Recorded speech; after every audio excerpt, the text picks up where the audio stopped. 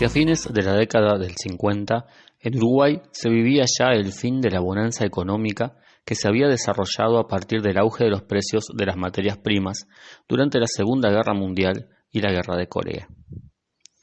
Este deterioro económico comenzaba a sumergir en la miseria y en la pobreza a amplias masas de la población y llevaban ineludiblemente a un proceso de profunda crisis económica. El fin de la prosperidad económica señaló también el fin del proceso neovallista, abriendo las puertas a lo que sería el triunfo del Partido Nacional en las elecciones desarrolladas el 30 de noviembre de 1958, donde presentándose como una alternativa ante la política desarrollada por el Partido Colorado, que llevaba más de 90 años en el gobierno, es este partido el que alcanza la mayoría en el colegiado de 9 miembros que ocupaba el Ejecutivo del país. Las expectativas populares rápidamente son defraudadas por el nuevo gobierno, ya que lejos de llevar adelante una política que diera respuesta a las necesidades de las grandes masas de la población, el gobierno del Partido Nacional lleva adelante una política de profundo sometimiento a los intereses imperialistas.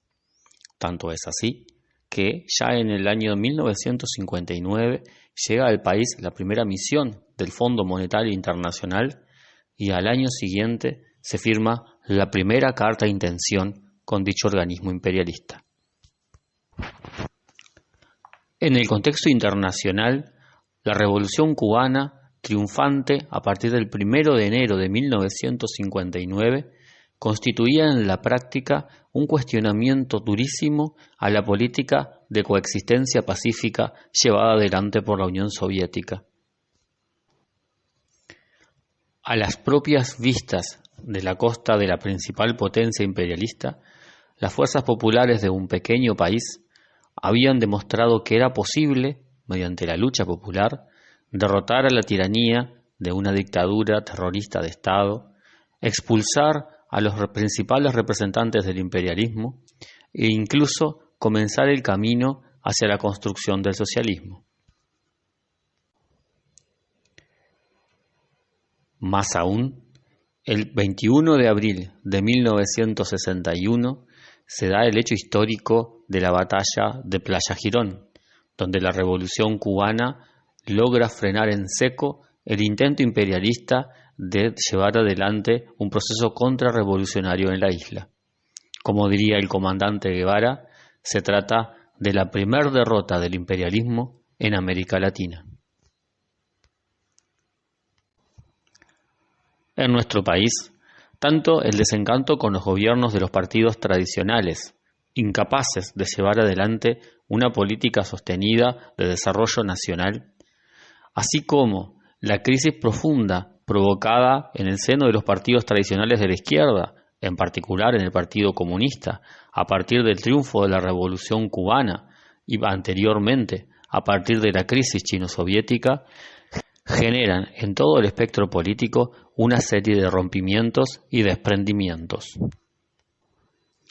Es en ese contexto que surge el movimiento revolucionario oriental, a partir de la conducción del hasta entonces diputado del Partido Nacional, Ariel Collazo. Ya en el acta fundacional de nuestra organización, fechada el 21 de abril de 1961, se establecerían los principales ejes programáticos que serían la razón de existir de nuestra organización hasta el día de hoy. Un programa de soluciones populares inmediatas que dé respuesta a las necesidades más acuciantes de las grandes masas populares. Un programa de liberación nacional, de rompimiento con el sometimiento al imperialismo y que abra las puertas al proceso de construcción del socialismo. Un programa que concibe a la lucha por la liberación de nuestro país indisolublemente vinculada a la lucha regional y continental contra la opresión imperialista. Desde su propia concepción, el MRO ha llevado adelante la lucha por la unidad de la izquierda sin exclusiones, en torno a un programa de liberación nacional y social. En el año 1962, el MRO forma parte del Frente de Izquierda de Liberación, FIDEL. El FIDEL se constituye a partir del fracaso de un intento por la construcción de un acuerdo que agrupara a toda la izquierda sin exclusiones, fracaso que se da a partir de la actitud irreductiblemente anticomunista del diputado Erro, escindido del Partido Nacional, que termina acordando con el Partido Socialista de cara a las elecciones de 1962. En el documento de constitución de dicho frente se establece: aquí, en la unidad de las izquierdas, el pueblo encontrará el camino que nos conducirá a la liberación nacional, que se concretará en un definido antiimperialismo, reforma agraria radical, defensa de la economía nacional frente a los trusts y consorcios, defensa de las reivindicaciones económicas y sociales de la clase obrera y el pueblo, desarrollo de las libertades y derechos, desarrollo de la educación y la cultura popular y un pleno apoyo a la Revolución cubana.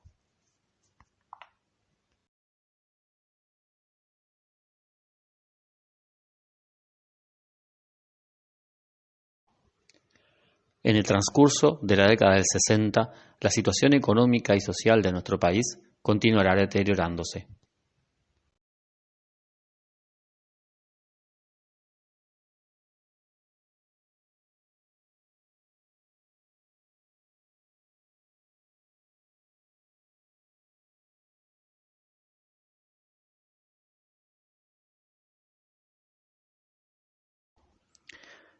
En este contexto, en 1967 se lleva adelante en Cuba la Conferencia de las Olas. Al mismo tiempo que Che Guevara combatía en Bolivia, en dicha conferencia son derrotadas las concepciones que sostenían alianzas con las burguesías nacionales para avanzar en procesos revolucionarios por etapa hacia la construcción del socialismo o en tránsitos pacíficos a dicho proceso. La Conferencia de las Olas establece claramente una estrategia revolucionaria para derrotar al imperialismo y comenzar el proceso de construcción socialista en nuestro continente. En el marco de esos debates, el MRO lleva adelante la confrontación con las ideas defendidas por el Partido Comunista, que sostenían que el Uruguay era una excepción y donde en nuestro país sería posible un tránsito pacífico al socialismo, debido a la incapacidad de las Fuerzas Armadas de llevar adelante un golpe de Estado. El Uruguay no es una excepción, sostiene el MRO, y llevando adelante esa concepción, firma junto a otras organizaciones del campo popular, como el Movimiento de Acción Popular Unitario, MAPU, el Movimiento de Izquierda Revolucionario, MIR, y el Partido Socialista, PSU, y la Federación Anarquista Uruguaya, FAU, el 4 de diciembre de 1967, el Acuerdo de Época. Para ese entonces, ya en nuestro país, se vive una profundización del accionar represivo del Estado. Las organizaciones firmantes del Acuerdo de Época son ilegalizadas por parte del gobierno de Pacheco Areco, el periódico es clausurado, al igual que otros medios de prensa de la izquierda de nuestro país. En los primeros meses de 1968, la Junta Central del MRO toma la decisión de constituir las FARO, las Fuerzas Armadas Revolucionarias Orientales, brazo armado de la organización que llevaría adelante en condiciones de clandestinidad la lucha en defensa del Programa de Liberación Nacional y Social. Con la concepción de la unidad de los revolucionarios como norte estratégico, se establecen coordinaciones tanto regionales como a nivel nacional, en este caso con las OPR 33 y el MLN. Sin embargo, el objetivo de establecer un frente político permanente entre las organizaciones que llevan adelante la lucha armada, el Frente de Liberación Nacional, no prosperará ante la coyuntura de la época y los posicionamientos de dichas organizaciones políticas. Hacia fines de la década del 60, la lucha de clases llega a nuestro país a picos de agudización extremos. En ese contexto, el PCU se deslinda públicamente del accionar de las Fuerzas Armadas Revolucionarias Orientales, MRO. Ante esta situación, se produce de hecho la ruptura del Fidel.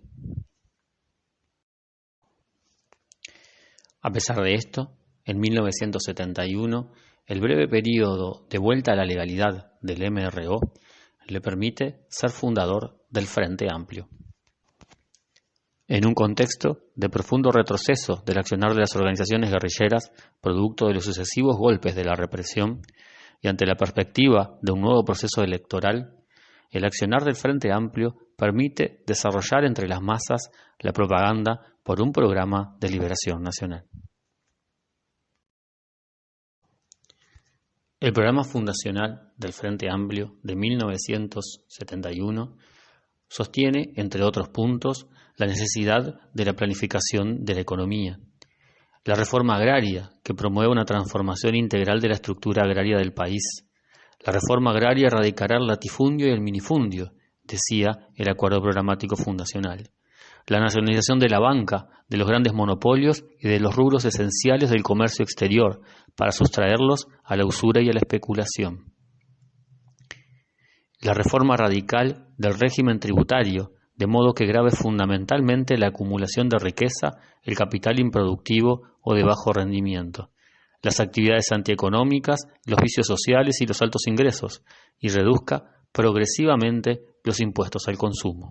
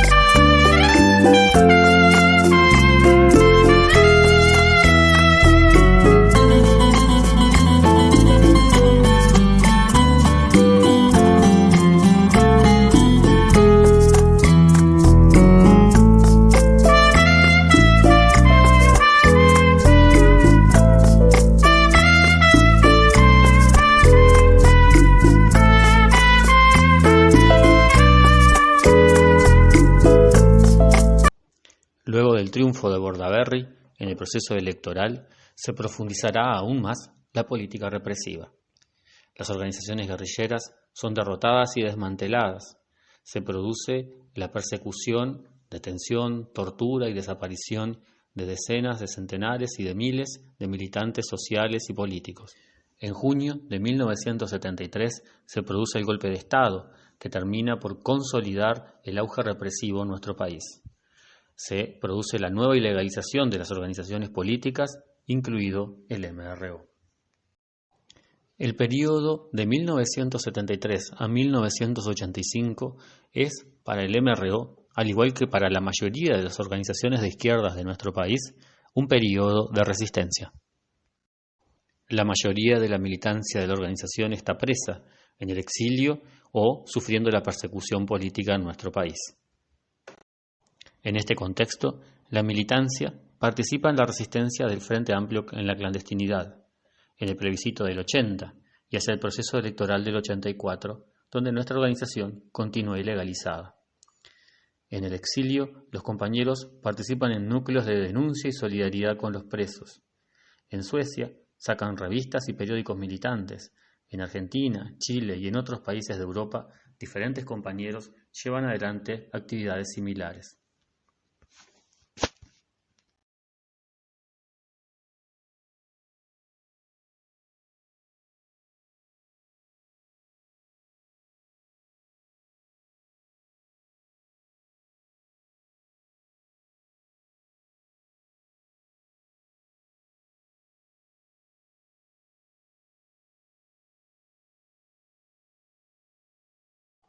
El período de 1985 a 1993 es un período que parte con la recomposición de la organización al retorno de los compañeros del exilio y los compañeros liberados de la prisión de la dictadura, a partir de un debate muy profundo que se salda con la ruptura de un sector de la organización liderado por su fundador, Ariel Collazo, quien viniera de Europa defendiendo posiciones socialdemócratas. A partir de la reafirmación de la vigencia del planteo revolucionario en torno a un programa de liberación nacional y de lucha por el socialismo, se comienza la campaña por la reincorporación al Frente Amplio, al cual, a pesar de ser el MRO una organización fundadora, se le niega el ingreso en una primera instancia. La campaña nacional, llevada adelante a partir del trabajo en las bases del Frente Amplio, permite que la organización sea nuevamente aceptada en el Frente, pero con voz y sin voto en el plenario nacional.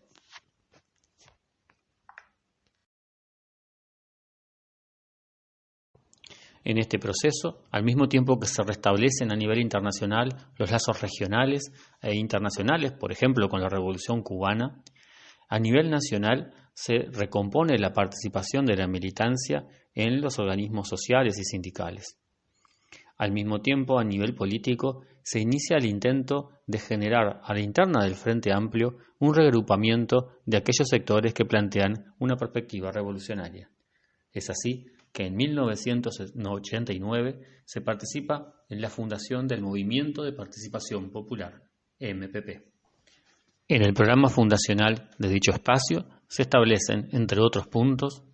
rompimiento con el Fondo Monetario Internacional y no pago de la deuda externa, creación de un frente de todas las fuerzas latinoamericanas que se comprometan al enfrentamiento de los mecanismos de presión y explotación de la banca internacional.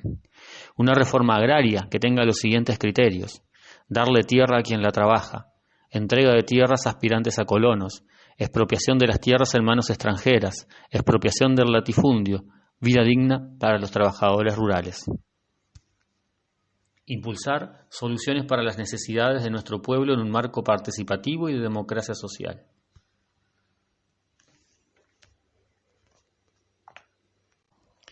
Garantizar a todos los uruguayos trabajo, salario mínimo y jubilación mínima de acuerdo a la canasta familiar, con reajustes bimestrales. Incrementar el gasto público social que viabilice el pleno acceso a los servicios públicos esenciales: salud, educación, cultura, transporte, luz y agua, para lo cual debemos impulsar la unificación de las luchas, promover la organización de los desocupados y trabajadores informales.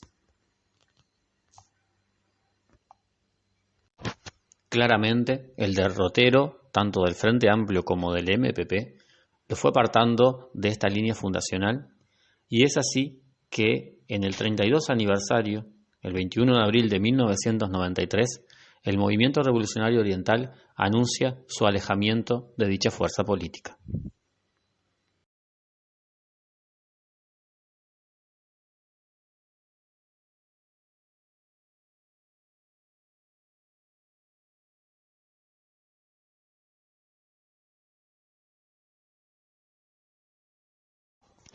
Se abre así un período que va desde ese entonces hasta nuestros días,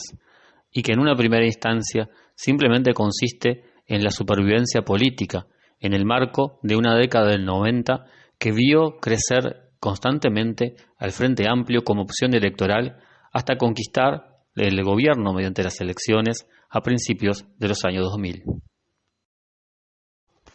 Son años muy duros para la organización, donde se pierden los locales, donde la organización se reúne en casas de familias, donde el núcleo militante se dedica a mantener la inserción social y sindical. Sin embargo, es periodo donde constantemente se hace una defensa del programa y del intento por la unidad de la izquierda, aún en condiciones tan desfavorables.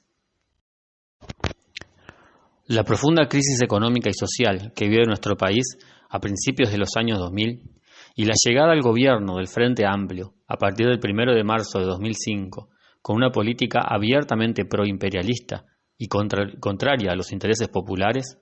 va generando en la interna de esa organización política sucesivos desprendimientos. La consecuente política de lucha por la unidad de los revolucionarios y de la izquierda consecuente sin exclusiones, llevada adelante desde su fundación por el MRO, ahora adquiere el sentido de intentar unir a todo ese espacio disperso que se ha mantenido consecuente en la defensa de un programa de liberación nacional y social. Es así que se llevan adelante experiencias como la CUR, el FRAS, Comuna, instancias que más allá de procesos de crecimiento y procesos de retroceso, sirven como experiencia en el camino de la construcción de la unidad de la izquierda consecuente de nuestro país. A nivel del movimiento obrero y popular, constantemente se continúa trabajando en el impulso de la constitución de una tendencia clasista que dispute al reformismo la conducción del movimiento obrero y popular de nuestro país. A nivel internacional, las sucesivas coordinaciones regionales fueron dando lugar al surgimiento en el año 2008 de la Coordinadora Guevarista Internacionalista, una organización que hasta el día de hoy se mantiene vigente con avances y retrocesos en la defensa de la estrategia guevarista, en la estrategia del programa de la Revolución Continental. Ha sido este un breve raconto de 60 años de existencia política del movimiento revolucionario oriental, 60 años de constante lucha por la unidad de la izquierda consecuente, sin exclusiones, en torno a los mismos ejes programáticos que permitan avanzar en un proceso de liberación nacional y social. 60 años de lucha contra el imperialismo y las burguesías nacionales cómplices, 60 años de lucha contra las concepciones reformistas, 60 años de lucha por la liberación nacional y el socialismo.